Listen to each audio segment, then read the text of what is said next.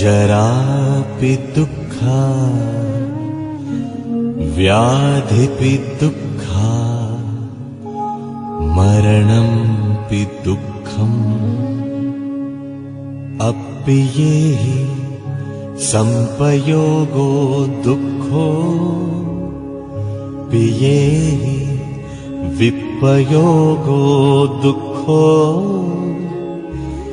यं पिच्छं नो लभति तंपि दुःखम् संखित्तेन पञ्चुपादानखन्धा दुःखा इदं खोपन भिक्खवे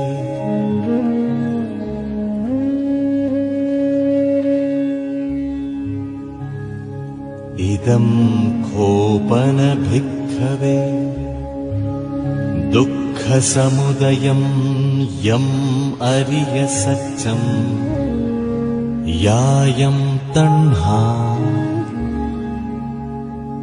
बोनो भविका नन्दिरागसहगता तत्र तत्राभिनन्दिनी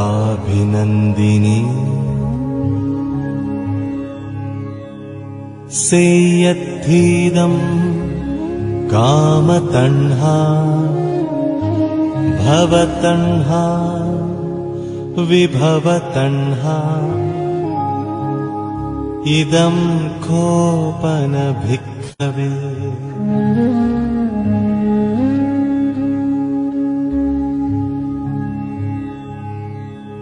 इदं खोपन भिक्खवे दुःखनिरोधम् अरियसत्यम् यो तस्सायेव तण्हाय अशेष विराग निरोध जागो पटिनिस्सग्गो मुक्ति अनालयो इदं खोपन भिक्खवे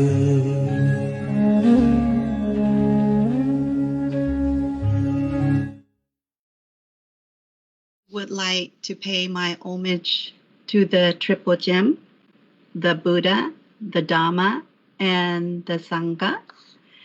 Again, my deep respect to Venerable Mahasangha and greeting all friends in Dhamma around the globe.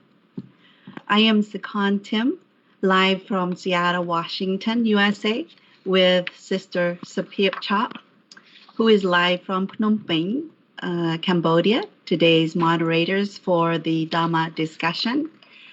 Welcome to Dhammika Life Dhamma Sadhana program.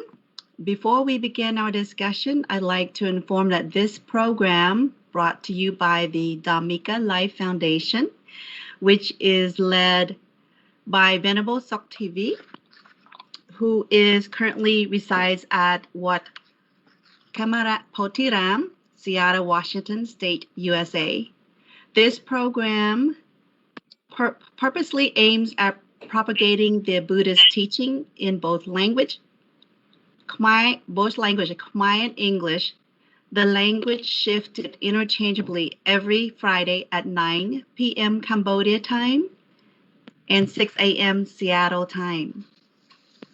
So our main purpose for this program are to disseminate Buddhism locally and internationally, to bring attention the essence of the Buddhist teaching that is applicable to daily life in society and especially among the youth, to simplify teaching of the ancient to the modern world, to promote the awareness of Buddhism in Cambodia to the world, and to promote peaceful and mindful living through ethics, concentration, and wisdom.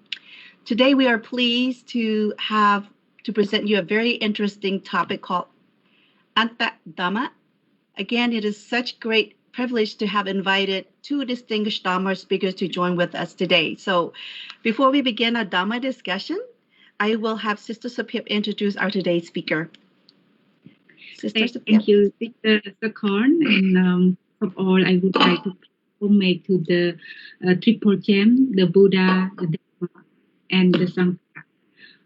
Again, it is such a great privilege for us tonight, to talk on a very important topic on the two extremes. And we have invited two distinguished Dhamma speakers to join us today. Let me introduce to you. First, we have Venerable Buddhism, who currently resides at Wat Camera Ram in San Jose City of California States. Venerable received the bachelor degree and master degree in Buddha Dhamma from the International Theravada Buddhist Missionary University in Myanmar. Next, we have also invited Venerable Kasapa Honkamra, who is the executive director of the International Cambodian Buddhist Center in Sri Lanka. However, Venerable now is residing at the Vipassana Ture Buddhist Center in Udon of Cambodia. Venerable is also the meditation trainer. So we are very pleased to have both Dhamma speakers joining us. Without further ado, I'd like to begin our discussion with the first question to Venerable Buddhi. Would you help us to explain what is the Anta-Dhamma and what is the history behind it, so that our audience can better understand this important subject? Please, Venerable. Thank you for this question, sister. And first of all, I would like to pay homage to the triple gems and also pay respect to all venerable monks, both in locals and overseas. And I also would like to say thank you for all venerables and sisters who helped to broadcast this Dhamma discussion today. And in order not to waste the time anymore, I would like to give some answer related to the question that you raised just now. And you want to know what is Anta-Dhamma mean, the two extremes. Actually, Anta-Dhamma, it means the Dhamma which is not good and not should be practiced. Because if we practice the Anta-Dhamma, mean it is called vulgar practice. Vulgar practice is not good at all. It should be avoided. Anta-Dhamma is the Dhamma that should not be practiced by the one who has gone forth, especially for Buddhist monk and hermit and so on. They should not practice Anta-Dhamma. If we practice these two extremes or Anta-Dhamma for the holy life is not suitable. Because this Anta-Dhamma, when we practice them, we cannot lead our life to purity and to liberate ourselves from suffering. This kind of Anta-Dhamma of the two extremes is mostly suitable for lay people, not for the one who has gone forth, Yeah. And that's why the Buddha said the two extremes or Anta-Dhamma should not be practiced by the one who has gone forth from homely life to the homelessness life. And some questions arise. They ask that if this two extremes should not be practiced by the monk or the person who did noble lives, so it is suitable for the lay people to practice it or not. According to Dhammacakkappavattana Sutta, said that one who has gone forth from worldly life should not indulge in sensual pleasure, like the Buddhist monk and so on. The question therefore arises whether ordinary worldlings may freely enjoy sensual pleasure, since the gratification of sense desire is human preoccupation. The Buddha emphasized the middle path when one lies amidst worldly surrounding. One can enjoy sensual pleasure with wisdom, but not, but one should avoid habit. So it means we should know for us as ordinary people, we should know the limit of committing sensual pleasure in our daily life. Should not lead it to habit. Yeah, if it leads to habit, it will lead to cravings, and the householders whose practice is serious should try to rein in and diminish his or her desire and observe the third moral precept to abstain from misuse of the senses. And we mean that we should try to abstain from sexual misconduct because kame sabachachara. Yeah, we try to do that, and we should know the limitation of our enjoying or enjoyment of sensual desire on behalf of the worldly people or common people. For Buddhist monk or the one who has gone forth, the Buddha said they must avoid this kind of two extreme if they want to lead their life with purity. If we follow these two extremes, we cannot find a way to get out of suffering. And in the Buddha time also, this kind of two practice, the two extreme, many hermits and many people in India at that time, they also like to practice this two way, But when the Buddha gained enlightenment, he also tried this two kind of practice, but finally he found that it wasted time, because by following these two extremes, he cannot find a way to get out of suffering or to gain enlightenment or to attain nibbana like that. So it just wasted time and make ourselves difficult and gain nothing from our practice like that. That's why the Buddha abandoned these two kind of practice, and he said, "Oh, these two kind of practice mean the two extreme. When we follow it or practice it, it never brings us to the real peace and happiness." Yeah. And this kind of two extreme, mostly it's suitable for the lay people, not for the monk. Yeah. So if the monk follow this path or this two extreme, it's not different from the lay people. It means like that. So thank you. I just give brief answer. And thank you so much, Bhante Vati, for sharing the insight on the rationale behind the two extreme. And now I would like to turn to Bhante Kamra. If you can help to emphasize further on, like the history around the two extreme, please, Bhante.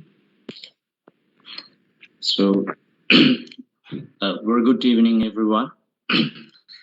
And first of all, let me pay my homage to the Triple Gem and respectfully Venerable Mangala Joto Singoti, other Venerable Sirs, Venerable Saktivi, and the devotees, friends in Dhamma, and our two moderators.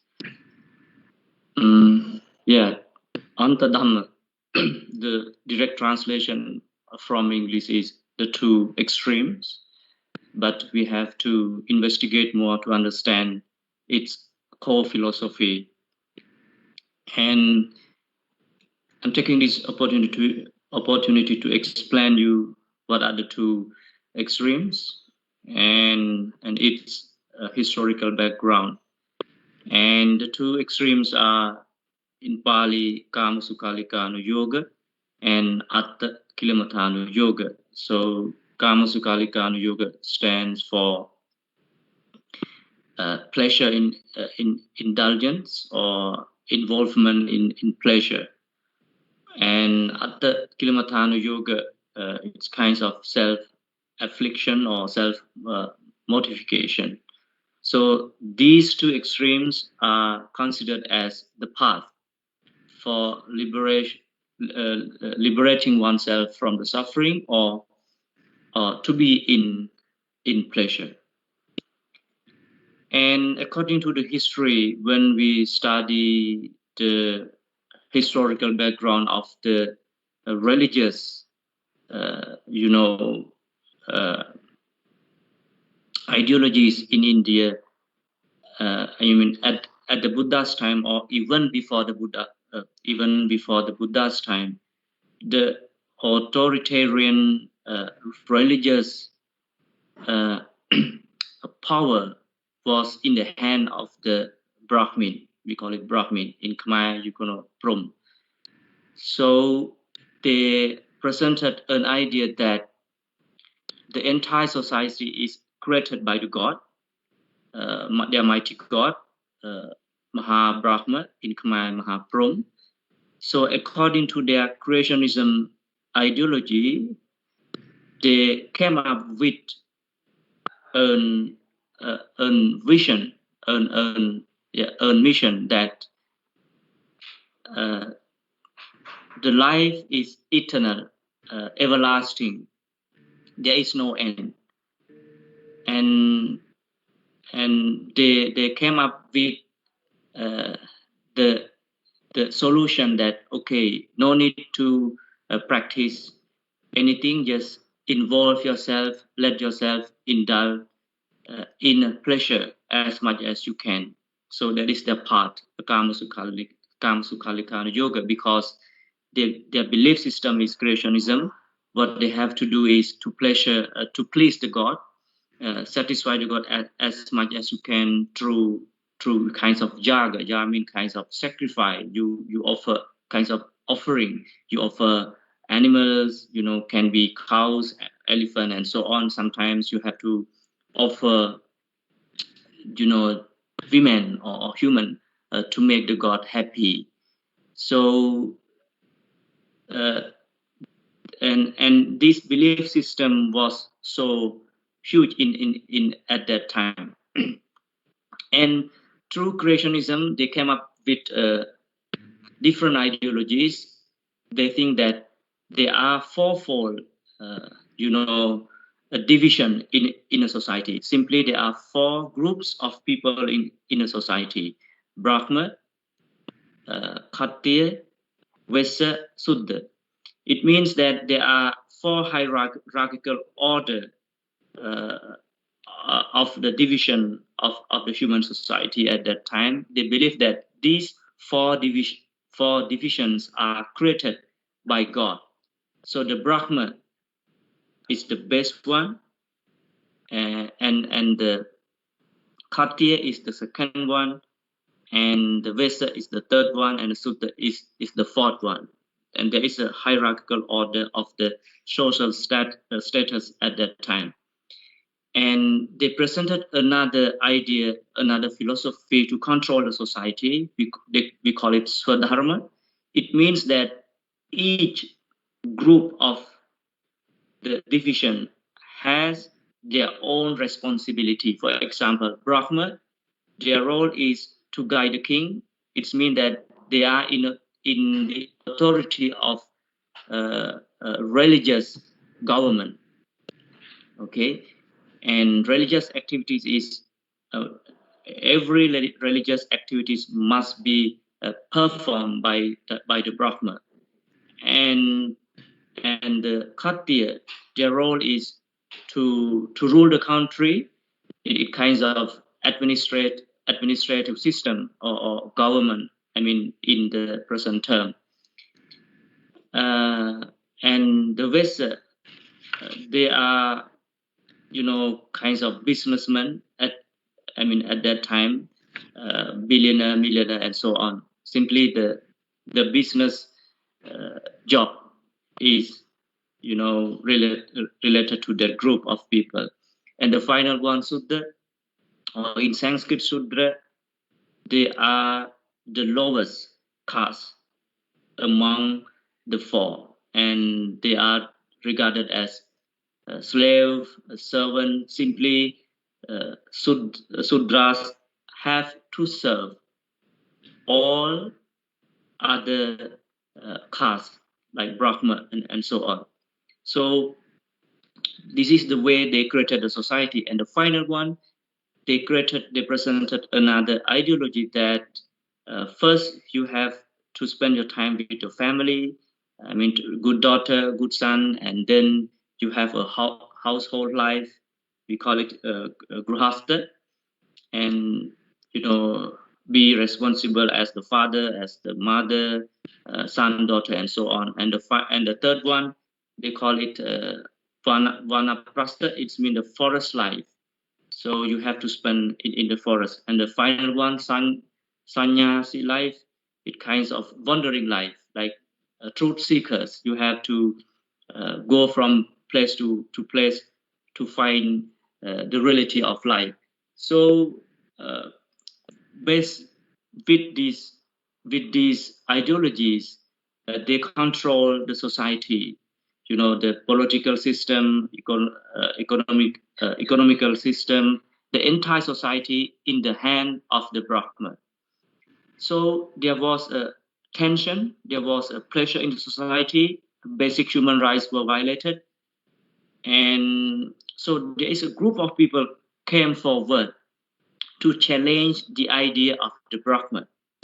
And the tension and the pressure was bombarded.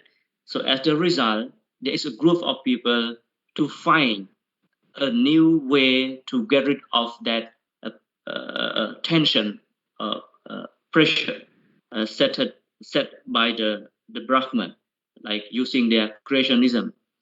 So there is another group, we call it, going forward tradition, like Samana Sampradaya, that they are truth seekers, and they rejected the philosophy of Brahma, the creationism, and they have their own ideology. So, and they came up with two different ideas. Like there are many ideas, but one is the Atta Yoga. They believe that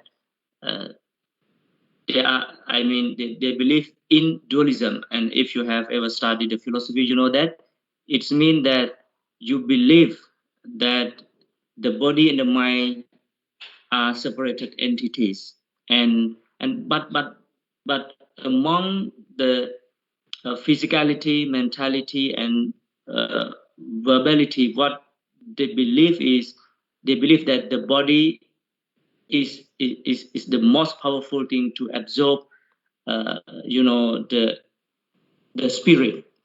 So in order to liberate yourself from the suffering, what they have to do is they have to torture the body as much as possible, because the body is kinds of mechanism to absorb and transform the spirit within themselves. That is why they selected self-mortification, that torture themselves as much as possible to liberate themselves from the suffering. So, and this is the basic, historical background of the two extremes. So that's all from me. Thank you so much, Venerable on camera. It's amazing. Thank you for sharing the history for the two extremes. I've learned a lot today. And then Venerable Vuti, and thank you for sharing your extremes as well. I guess that, like Venerable Vuti indicated, that do not follow those two extremes. if you want to find purity and to obtain nibbana. And Venerable Hunkhamra, he had mentioned those four divisions roots. It's so amazing. So the four creations, social societies, and this self mortifications, body and mind. They believe body and mind, and so just don't go too extremes on the on these. But thank you so much. And I want to go further. I want to ask a Venerable Voti, why did the Buddha deny the two extremes? And is there any difference between the two extremes and austerity? Tapa. Yeah, thank you so much, sister, for this question. Actually, the Buddha denies these two extremes because he already had experience in practice these two Anta-Dhamma, or the two extremes. When the Buddha was Bodhisattva, means the future Buddha, or Buddha would be, we call Bodhisattva. Buddha would be, or future Buddha, or the Buddha to be. It has many words in English. He also enjoys his luxurious lives, and he enjoys his life as a prince with 40,000 of the princess when he lived in royal palace. And his life is very happy, He enjoys a lot of things that is very happy in his life as a prince.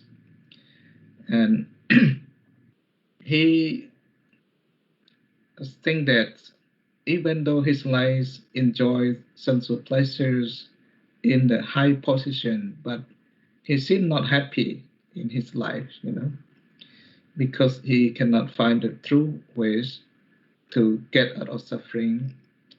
That's why one day he went to visit a grove or a park with his companion. First he saw the old person, and he asked his companion why that man is old and difficult to walk like that. And they said that because they are born, and then when they gradually grow up later, little by little, they become old like that. And 4 months later on, he visited that park of crows again. He saw a sick person, He's very ill and cannot get up or walk properly. He also wondered why this person is sick and very weak body like that. And then his companion told him that because of birth bring us to have old age and sickness.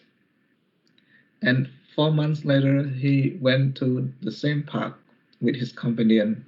He saw that person, that person. So he also felt very sorry to see that kind of situation.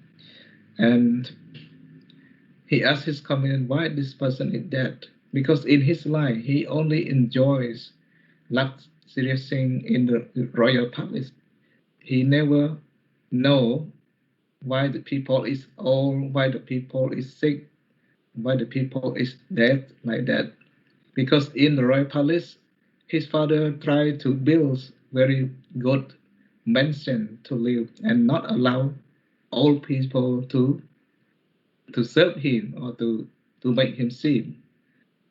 Just stay with the beautiful girl, like I said, 40,000 of princess. Yeah, the prince just enjoy with that kind of lady. But finally, when he went out from the royal palace and saw that situation, he felt very unhappy. And 4 months later, he went to the same park of groves. He saw a Buddhist monk, and he's very satisfied with the life of Buddhist monk. He said, this life is wonderful. and they restrain the eye, the nose, the tongue, and the bodies, the mind, like that. This life sin make him um, um, free from suffering in his life if he followed that way. That's why he tried um, to be a Buddhist monk also and practice. First, he also tried to do austerity.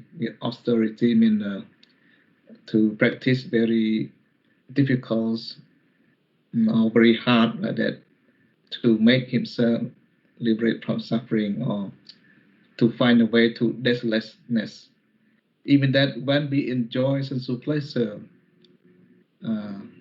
we these sensual pleasures are subject to decaying or aging and death.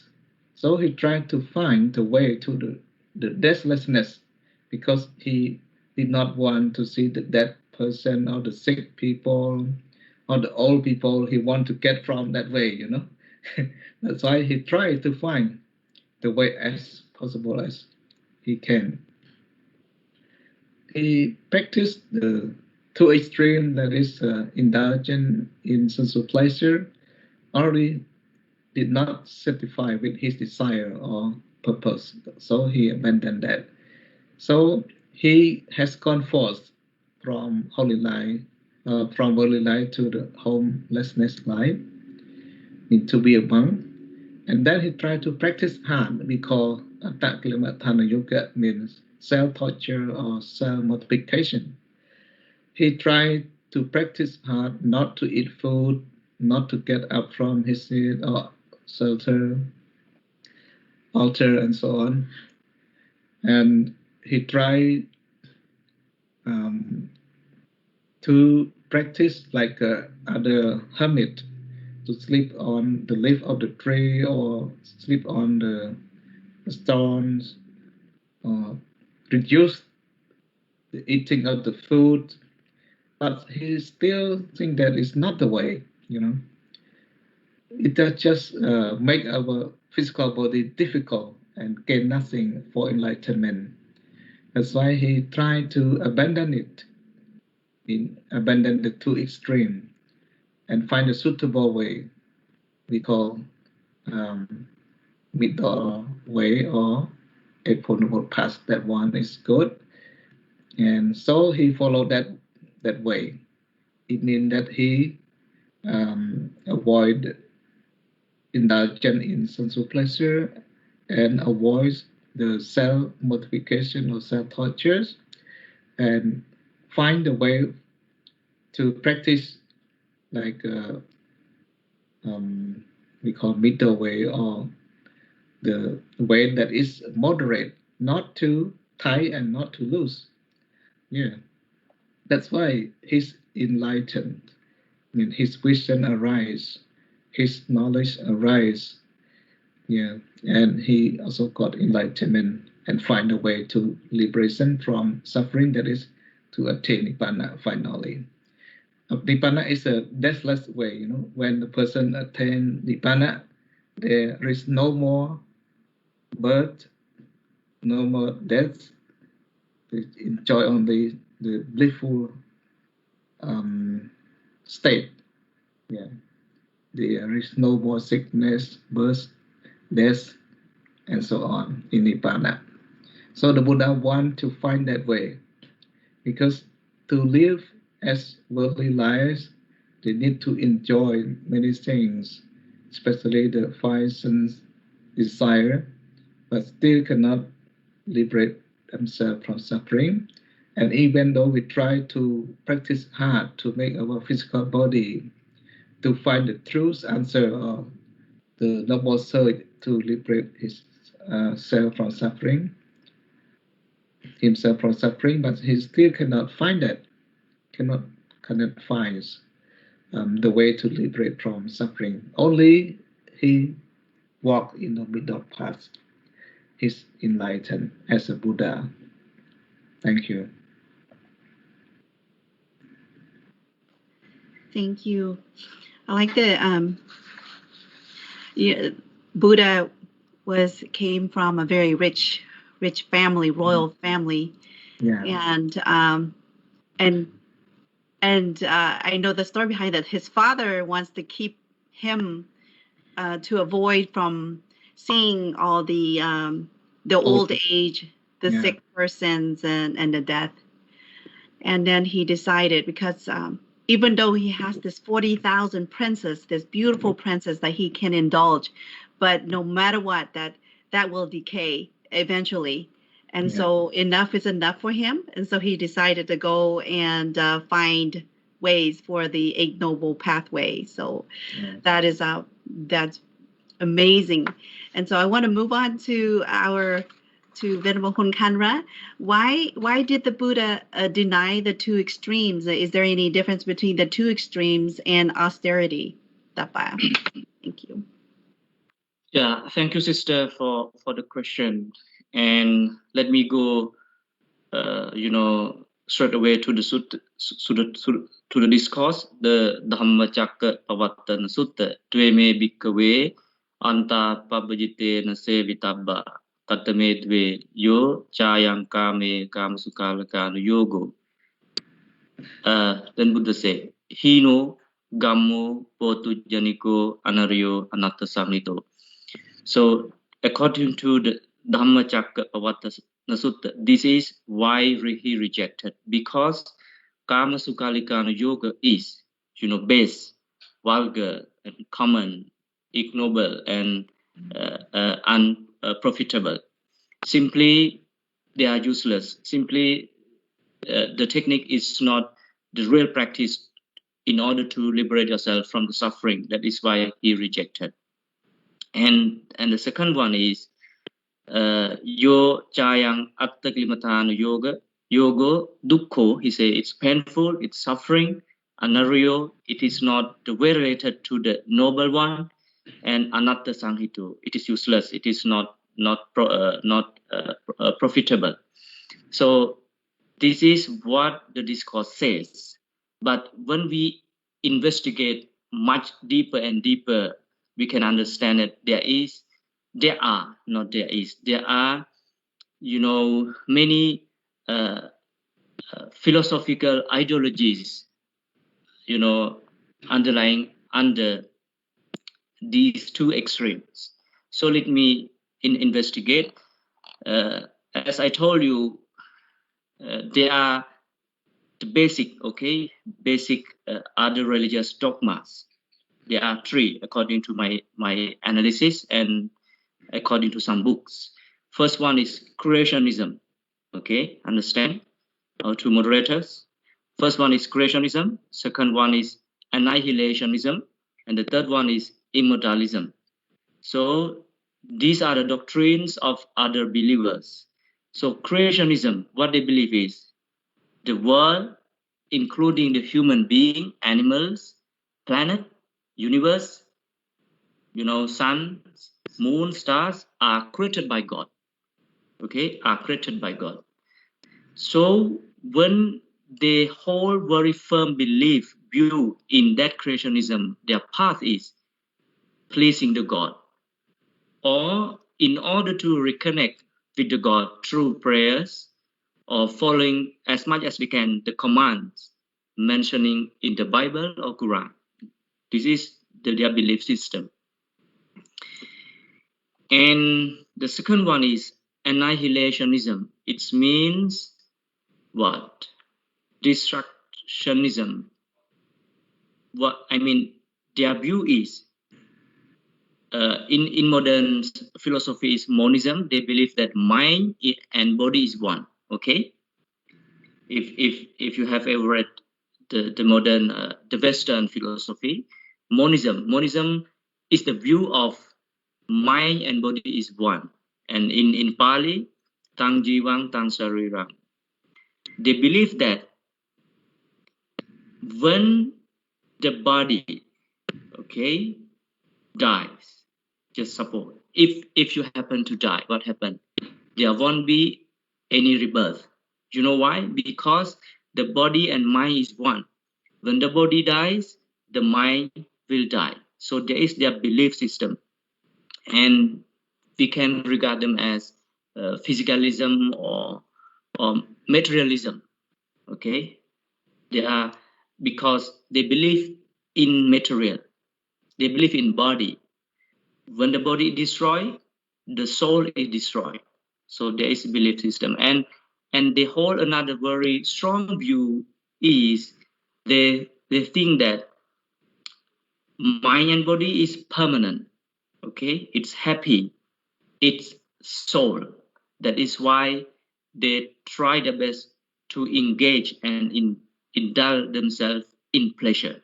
So the one who believe in creationism or annihilationism, their part is kama sukhalikanu yoga or self-indulgence. Okay, you get the point? So this is the basic belief system. And let us move to the immortalism. In Pali, we call it Sasattavada. And in modern philosophy is dualism. Okay, you can read, and there are many types of dualism, but their view is mind and body are separated entities. Okay, but they have another wrong view is they think that, okay, you know, according to Buddhism, the way we form our karmic energies through, you know, threefold actions. One is mental action, verbal action, and physical action. So these are, you know, the mechanism that the karmic energy is generated according to Buddhist philosophy. They also believe that there are three actions, okay, mind, body, and word. But among these three, the foremost one and the most powerful one is not the mind. They believe in body. Okay, Buddhism, we believe in mind. So because of this strong belief, they think that the body is the mechanism, is the system that collects the spirit, that collect the soul. So the soul go through this body, or the suffering or the happiness, you know, go through this body or penetrate through this body. So what you have to do is you have to torture this body as much as possible. That is why they chose self-mortification or self-affliction. But just remember, according to the Brahmajala Sutta, even you are believing in annihilationism or creationism, or we can say immortalism, what you still strongly believe is you still believe that there is a soul. Okay, there is a soul. And another belief is there is no soul. There is a soul, there is no soul. So they are in two edges, because that is why they selected two extremes to follow, to liberate themselves from the suffering. So because they believe in soul, and just remember this word, there is soul, there is no soul. That is the most important point you have to bear in your mind. So annihilationism believe that there is no soul. The soul doesn't exist after you die. That is their belief. Okay, after you die, the soul won't exist. That is their belief. And immortalism believes that after you die, the soul will exist, and it exists forever. We call it eternality, okay, or forever, or everlasting view. These two, however, they still believe in soul. That is why Buddha rejected. Buddha says, according to Buddhism, Buddha says that everything in the world is not created by anyone. It is the process of cause and effect. Okay, we call it paticca samuppada, sabbe dhamma paticca samuppanna. And that is why Buddha said everything that arise based on the law of cause and effect or paticca samuppada are subject to change, are subject to suffer. That is why when everything is impermanent, when everything is suffering, Buddha said, it is not mine, it is not me, it is not myself. Because why? Because they are not under your control. You cannot control them the way you want.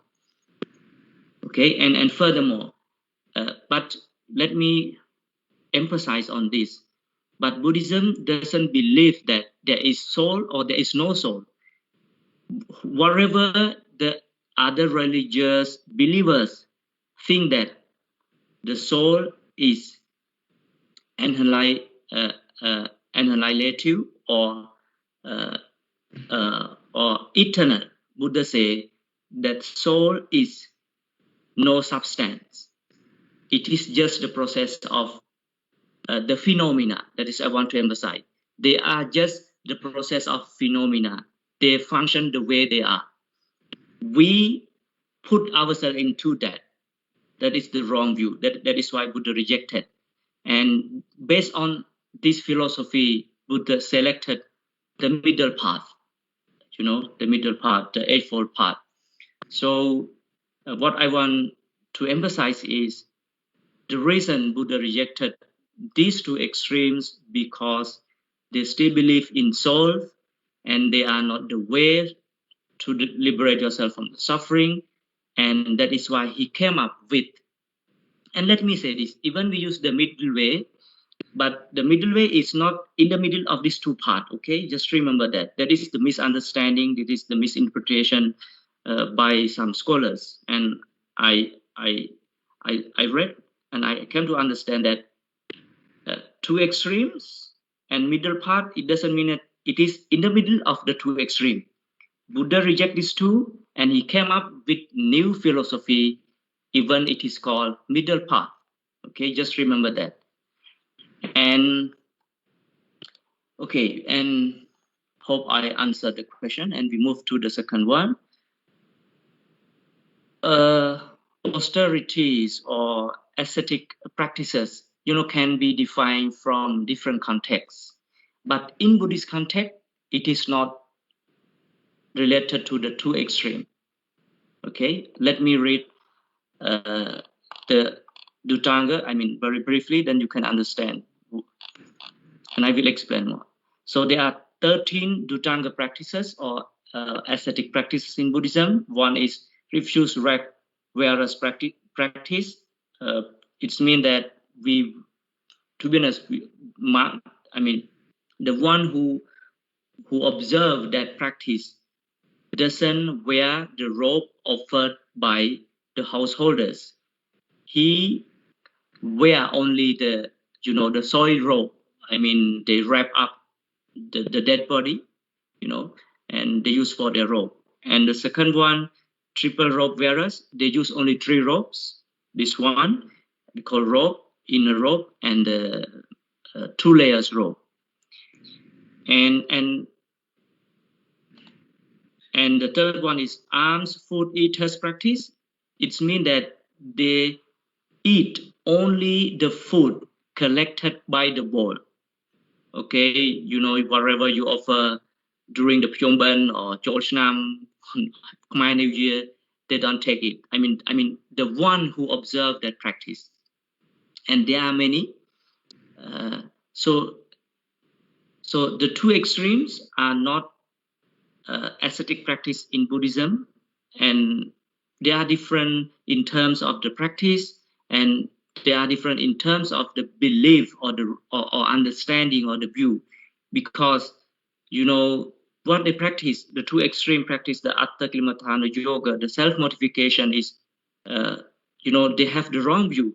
They think that through body, everything will be collected. But through practicing the ascetic practice or austerity in Buddhism, is we believe that this is the middle way. So 18 ascetic practices are the middle way. Simply, wherever in the scripture or the Pali Canon is the middle path for us to liberate ourselves. They are not related to the two extremes. So that's all from me.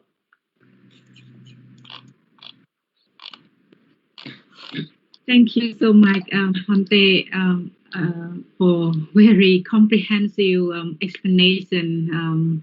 There's a lot to learn. I really appreciate to both Dhamma speaker. I like the way that Phante Vuthi have tried to share the four significant vision when the Buddha come to witness the first time of the aching person, the sick man, the dead, and at the end he saw the recluse, and that helped him to kind of start to realize, the way that can help him to liberate. However, he first start with the self-mortification, which is not the right path, and that's what the Buddha have advised us to avoid it. So it's really reflecting to the Buddha life, and also Phante Kassapa have presented the Dhammacakka Kappavatana Sutta, which is very important discourse that the Buddha have presented the first time after his enlightenment, and that have been very meaningful. And thank you so much. And you also share us a very interesting doctrines, the four doctrine that reflect about the creationism, the annihilationism, the immortalism, and Patiyāsamuppada. I hope I read correctly, but I try to learn because I really like that different doctrine explanation. Thank you so much, Phante. And now we would like to move on as well to we have been talking a lot about the two extreme, and why the Buddha denied the two extreme, and we heard a lot about the sutta or the discourse that both Phante have shared us. But how these two extremes reflect to the daily lifestyle the world today? So maybe we can move from the Buddha life to our modern life. How these two extremes can reflect to our modern life. So please, Phante Vuthi, can you share with us? Thank you for this question. But first of all, before give the answer to it, I also would like to add more points, because I seem missed to give the direct answer or the correct answer that Sister Sakon raised to us. That is, what is the difference between the two extremes and the austerity. And when the world camera also explains some point in that question. But I think I just want to compare what is two extremes and what is austerity from Buddhist perspective. Actually, the two extremes, just a simple way for indulging in sensual pleasure. When we practice, just enjoy our life for the first time. We can enjoy our life very happily, but finally, we'll be very sad and cannot gain any liberation from suffering. And when the Buddha start to practice self-mortification or Anta-Dhamma yoga, torture his body, he also cannot liberate himself from suffering. So it wasted time for the practice of two extremes. And so he find the other way that he called it as austerity or tappa, Tappa also seem make our life hard or difficult, but it's different from the two extremes, Austerity means the practice to train or discipline our minds or physical body with moralities, concentration, and wisdom. Yeah. Only when we train our minds and discipline ourselves with these 3 points, that is morality, concentration, and wisdom, then we can gain enlightenment and find true way to liberate ourselves from suffering. That is called austerity, means the practice strictly to train or discipline our mind or physical body with moralities, concentration, and wisdom. That is the difference. And the two extremes really reflect our life in the modern world, The Buddha already rejected, and why still it happened in the modern world? People like to enjoy these two extremes, especially the indulgence in sensual pleasure. Yeah, especially in modern country also they like to enjoy sensual pleasure too much. Like in America, I think some people they live long life and they forget to think that they are old now. They think only, oh, I'm still young, because they enjoy their luxurious life so much, and they forget old age, sickness, and death finally. That's why they think that they are very happy, and when they enjoy these sensual pleasures, they say that no one can have that kind of position in enjoyments, the sensual pleasure like them. And they consider the sensual pleasure as the highest bliss in their life. They didn't want to find any way to liberate themselves totally from suffering, like to the deathless, like the Buddha way. And they also like to practice the way that the Buddha reject, especially related to the 5 senses, like form, sound, smell, taste, and touch. They like enjoyment these 5 sense desires so much. But actually, the Buddha said in Lakatupabhat Sutta that sense desire bring little enjoyments and by suffering and disappointment. The peril in them are greater. Sense desire are like bare bones, like a lump of flesh, like a torch of straw, like a pit of burning coals, like a dream, like a borrowed goods, like a fruit-bearing tree, like a slaughterhouse, like a stake of swords, like a snake's head step, a snake heads with poison, and a sense desire are like that. So the Buddha said that when we enjoy this sensual pleasure, we will never find true happiness or true liberation from suffering in our life, even though we live in modern world. But the more we enjoy sensual pleasure, the more we get suffering finally. Yeah, that's why we should know moderation in our enjoyment of the sensual pleasure, otherwise we will overwhelmed by suffering because of the satisfies desire or sensual desire.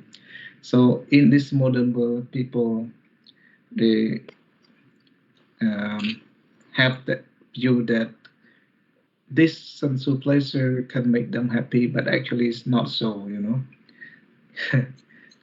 And that's why there are two kinds of views for the person in this world, you know. For pessimists, they think that the world is like a place with beautiful rose and also with thorn. Whenever they take it with hands, the thorn of the rose can cut his finger like that. I don't know how to say like cut the finger or cut our hand like that by the thorn, and then they get suffering. This is for the pessimist. But for the optimists, they think that the world is beautiful, like a garden of rose with no thorn. Yeah. Because they know how to enjoy sensual pleasure in the world with wisdom. They know the moderation in the enjoyments of the sensual desire. That's why when they live this kind of life, they can enjoy some happiness between suffering. And finally, they find the ways to liberate themselves, to get from suffering, like by following the practice of morality, concentration, and insight meditation to have wisdom. You know, when they have wisdom, they can liberate themselves from suffering. That is very important point. The Buddha also practiced that way. You know, when he realized, even he got supreme knowledge that can make him find a way to get out of suffering, and finally to attain Nibbana. That is the final goal of his practice. As long as we have not attained Nibbana, we still have suffering. You know, we cannot get rid totally suffering from our life, and we can never have true freedom as long as we are still overwhelmed by defilements. So true liberation or true happiness gained by, you know, the practice of liberate ourselves from suffering by get rid of defilements. Yeah. That the Buddha, he get rid of all kinds of defilements, and he gained enlightenment, and he attained Nibbana finally. That's why Nibbana is totally destroy all kinds of defilements.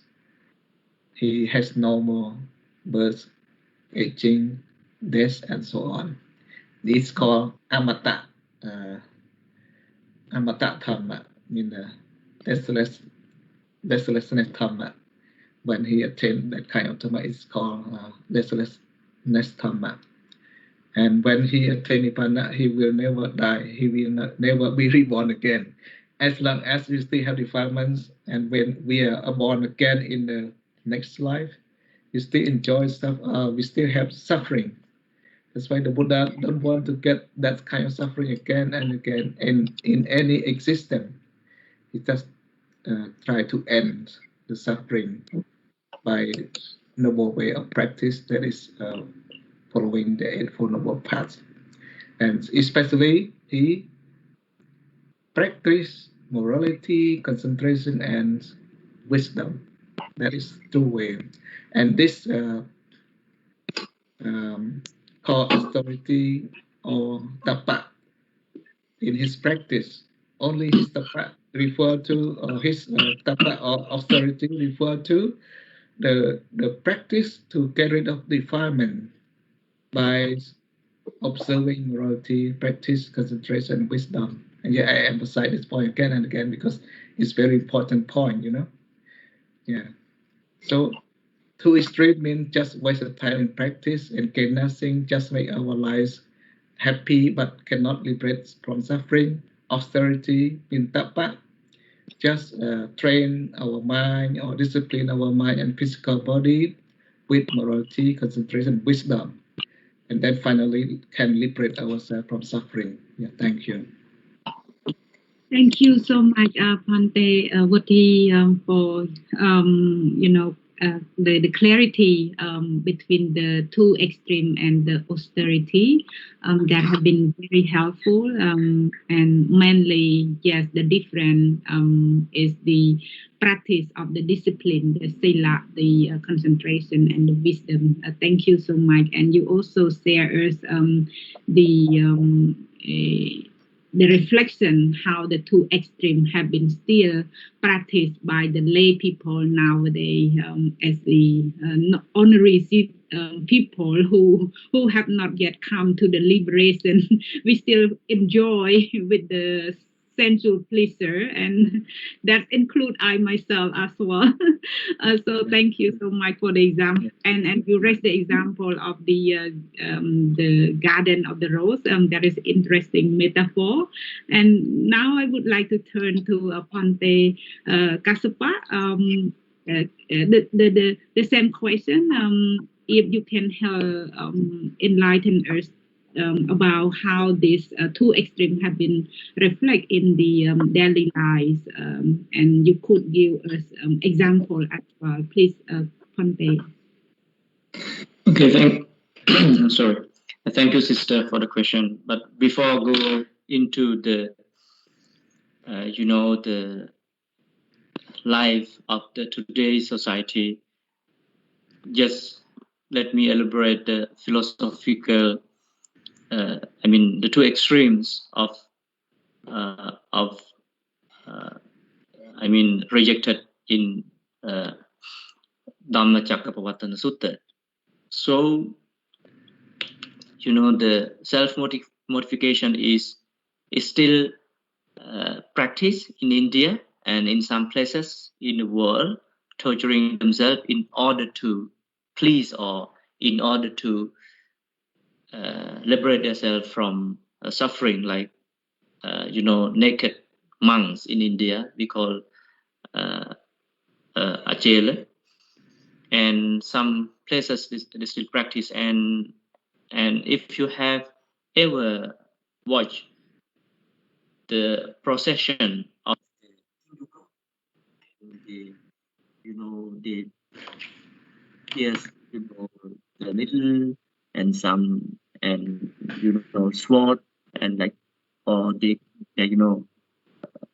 torturing themselves to please the God or punish themselves to seek the forgiveness from the God. That in Cambodia, I think there is a Nepachan sometimes.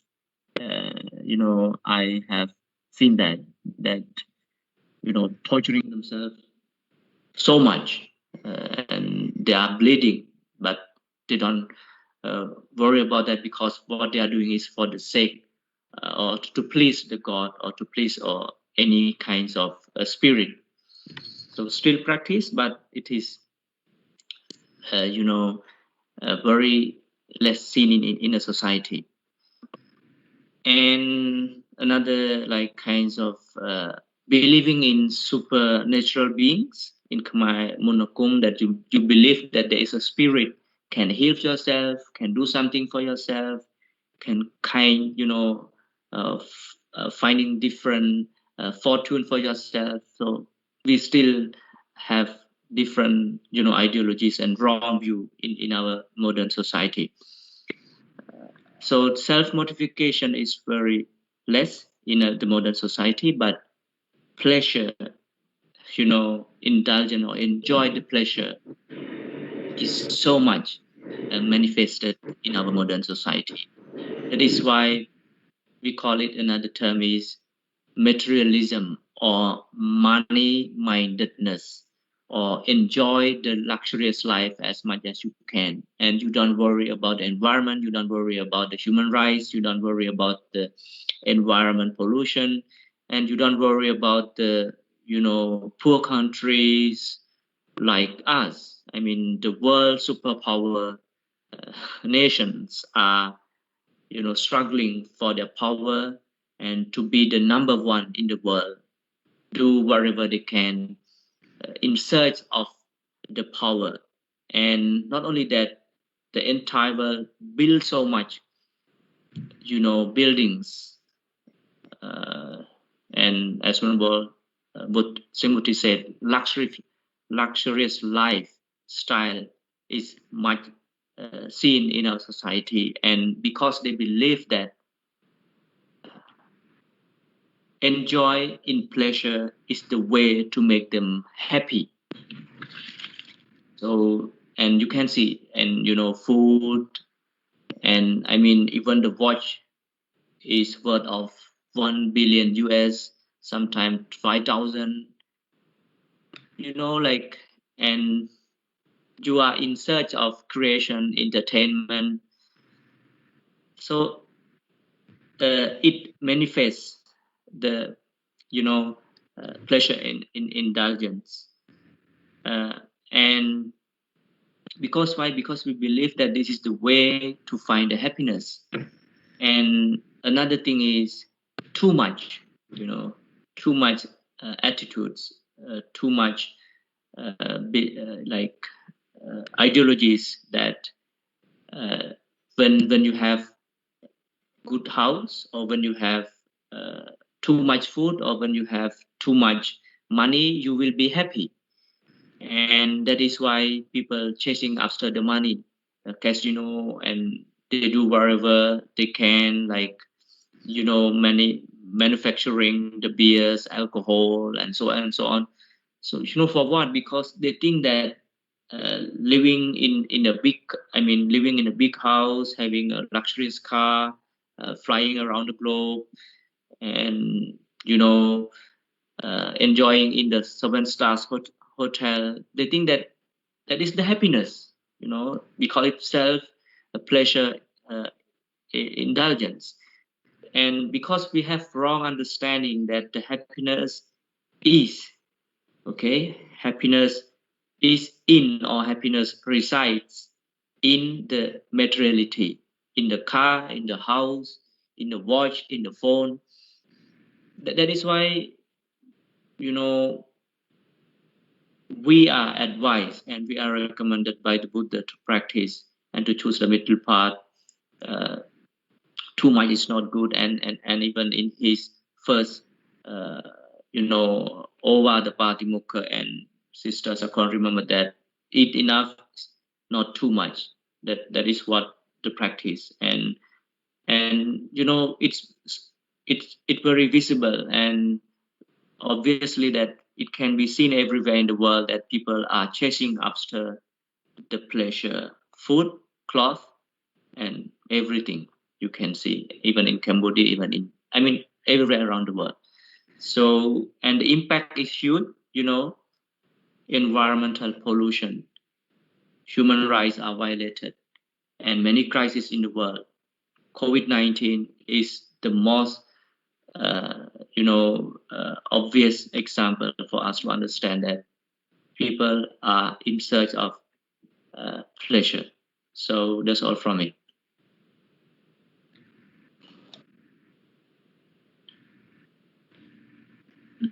Sister, we could not. Yeah. You mute. I love to stay unmuted. Sorry. Yeah. Thank you so much for both Bhante. I like the metaphor analogy of Venerable Bodhi indicate that the world is what did he say? The world is like a beautiful rose. The world, okay. The pessimistic. The world is life with a beautiful rose. We enjoy the luxury life. We enjoy the sensual life. We enjoy all the eatings and all the delicacies. Yeah. But that rose, if we cling on so tight, our finger will be touched by a thorn, and then we will get hurt eventually. And then the optimistic side, the world is beautiful, like the Venerable Hon Canberra says that material world, happiness is full of material world, and to be liberated within ourselves, we need to practice moralities, concentrations, and wisdom. And so that is it's beautiful. I wanted to ask Venerable Buddhi, just give us a little last word, both of you, last word for our audience and for us to take away from this program. Thank you. Yeah, thank you so much. First of all, I just want to conclude our speech today, like regarding to the two extreme. I think when we follow the Buddha path, the two extremes should not be practiced by the one who has come forth from worldly life. You know, this strictly avoided. The Buddha want that way for the one who has come forth from worldly life to be a recluse or a Buddhist monk like that. And for the lay people, they still cannot cut off the two extremes, I think. They still practice it. But you should not enjoy with the pleasure too much. You know, when people enjoy with sensual pleasure too much, sometimes they forget to do good deed, you know. They're just happy and finally die without doing any good deed for her life or their life after this existence. You know, don't be happy until you forget to do good thing. You can enjoy your life, but at the same time, you should not forget to do good deed in your life, because you are happy now because of the result of past karma, that is good karma you have performed in the previous life. So if this life you just happy all the time and forget to do good deed, next life maybe you will have suffering. Yeah, I think so. And so for the lay people, they should enjoy sensual pleasure with moderation and with wisdom. Yeah. Otherwise, like I said, if you touch the rose without knowing any dangers, you will get hurt by the thorn of that rose. Yeah. The same thing when we enjoy sensual pleasure too much. Sometimes, like some people like to go to sing karaoke, to go to bar or go to the, you know, something that is not good for life. It can can be infected with virus, have a lot of sickness. They go to be happy in the bar, drinking beer and enjoy their life too much with that things. It can cause their life suffering even in the present time. No need to wait for the next existence. That's why for the lay people, they should know moderation in enjoyment of the sensual pleasure. Otherwise, they cannot have happiness and liberate themselves from suffering from here and hereafter. Thank you.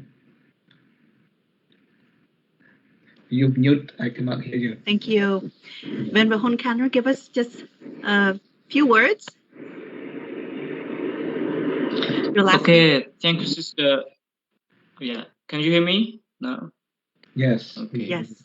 Okay, thank you, sister, for inviting me to share my final word. But I saw a question from the audience. He is from India, and if anyone lives with luxurious life, but he follows the Buddha path, it is good or not? Before elaborating, let me read this quote: "The more you win, the more you want. It never ends, it never enough." So, according to Buddhism, I mean, as a household life, or the one who enjoy the household life, it is okay to have a good house, to have a good wife, to have a luxurious car. It is okay, but you have to remind yourself as much as you can that this is not the way to real happiness.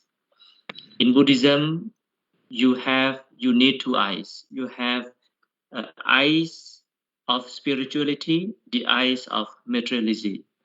Materialism. You need the car, you need the house, you need the money.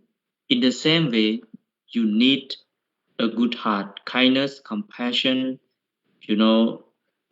eco-friendliness, the one who respect the woman, the one who protect the human rights. And if you are a leader, you have to be kind, you have to be compassionate. If you are a husband, so in Buddhism, it's about balancing your life, spirituality and materiality. When you can balance these two, you can enjoy your luxurious life. That is my final message. That's all from me. Thank you so much, Ponte. And I like the quote when you answer to our audience question, the more you win, the more you won. And that would never be ending. So that is a very great quote to end our show. So thank you so much for both Ponte for spending time with us tonight. And before we end our live show, I like to share the merit from this Dhamma Sandhana with all living beings in the whole universe. And may all be happy and peaceful. Once again, thank you so much to our honorable speaker for sharing with us very great insight today. And also to our audience who have followed our program since the beginning until the end. Finally, I would like to express our sincere thanks to the Dhamma Live team, the founder, directors, advisor, admin, and technical team for providing such a wonderful support to make our program possible. Last but not least, thank you everyone for joining and following our show as always. And now let us spend a moment practicing the Metta Bhavana, loving kindness meditation, which will be instructed by Ponte Kassapa Honkaimra. Thank you and goodbye. Our Metta meditation begins.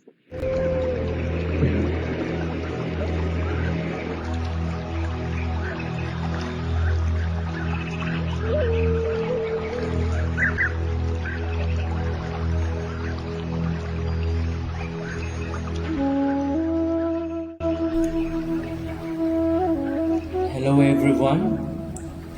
Let us practice loving friendliness meditation for oneself. Self-loving friendliness meditation is the first section of Metta meditation. Self-loving friendliness meditation is designed to direct you to happily take care of yourself, to honestly forgive yourself, to truly accept yourself without conditions.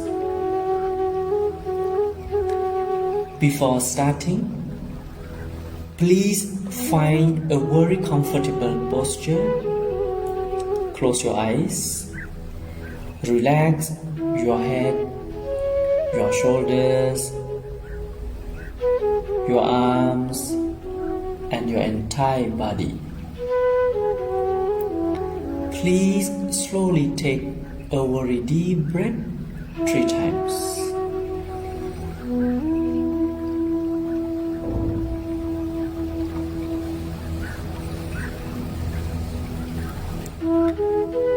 When it is done, let your breath flow as naturally as it does. Observe your breath without judgment, reactions, and criticism. Just merely observe it as the way it is while you are listening to my Pali Metta chanting.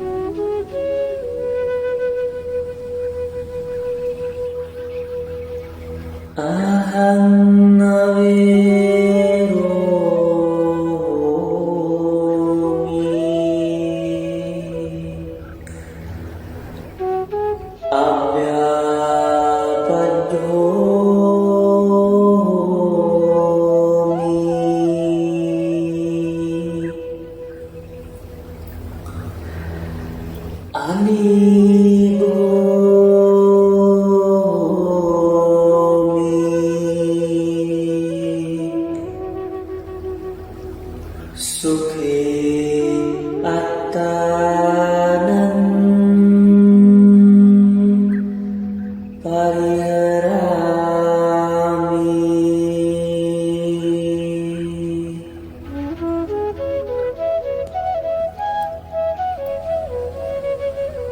Now, please create a very tender smile on your face. Visualize your happy and smiling face. You are a very happy person with smiling face. Please keep smiling with honest heart, because you are going to bless yourself. Please be aware of the phrases which I am going to recite, and let yourself honestly feel the real meanings of the phrases.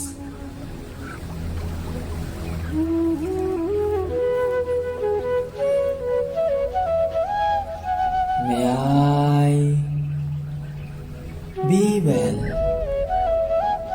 and happy.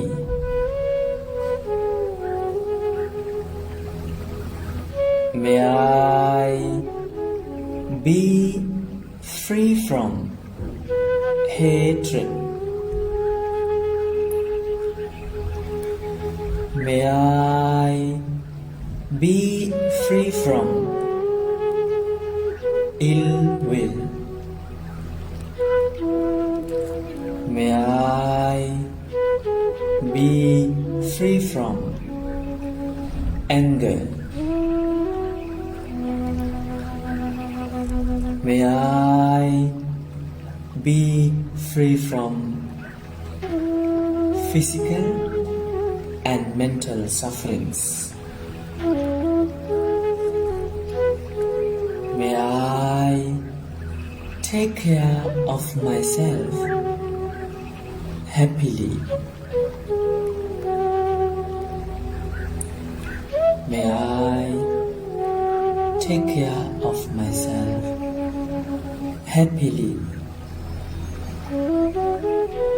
May I take care of myself happily.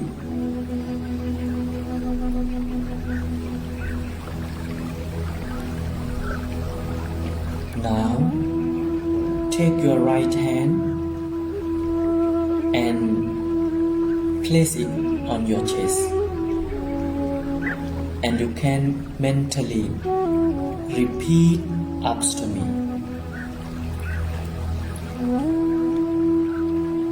In this home, we are family. We live under the same shelter, so we must be kind to each other, be compassionate to each other, be friendly to each other, help each other, respect one another. Be happy every day. Keep smiling with honest heart. Be grateful. Be positive.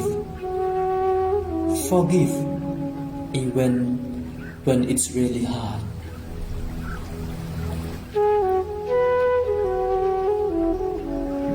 Before open your eyes, please take again a very deep breath 3 times.